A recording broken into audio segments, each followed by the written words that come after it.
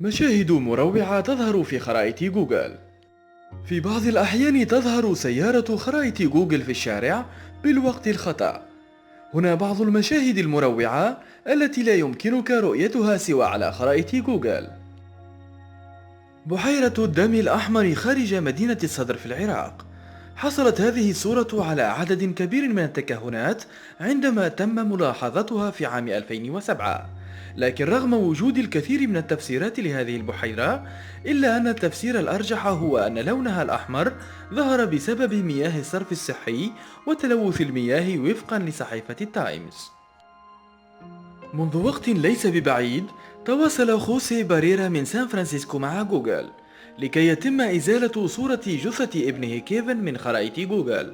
هذا الصبي أصيب بعيار ناري في عام 2009 عندما كان يبلغ من العمر 14 عاما، ولا تزال حالة قتل الصبي لغزا.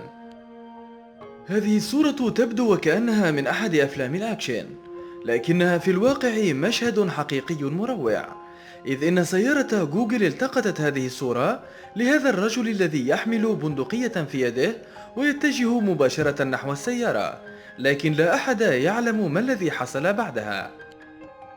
صورة لعصابة ديتروت الأمريكية، ويظهر في الصورة مجموعة من الشباب يحملون أسلحة مقابل سيارة جوجل المارة في الطريق. الشيء المقلق هو أنه في نفس الشارع بعده بأسبوعين وجدت جثة طفل مقتول يبلغ من العمر 17 شهرا. مشهد مروع آخر، لكنه بعد الفحص اتضح بأن هذه المجسمات ما هي إلا عارضات أزياء بلاستيكية. ما الذي يتبادر إلى ذهنك عند مشاهدة هذه الصورة للوهلة الأولى؟ رجلان يقومان بسحب جثة تسيل منها الدماء لرميها في البحيرة، أليس كذلك؟ الكثيرون ظنوا بأن هذا أثر دماء، لكنه في الواقع كان أثر مسيرة كلب مبلل. مشهد تحطم طائرة. لحسن الحظ فإن هذا هو موقع تصوير مسلسل تلفزيوني لقناة NBC في القاعدة البحرية في ألاميدا، كاليفورنيا، الولايات المتحدة الأمريكية.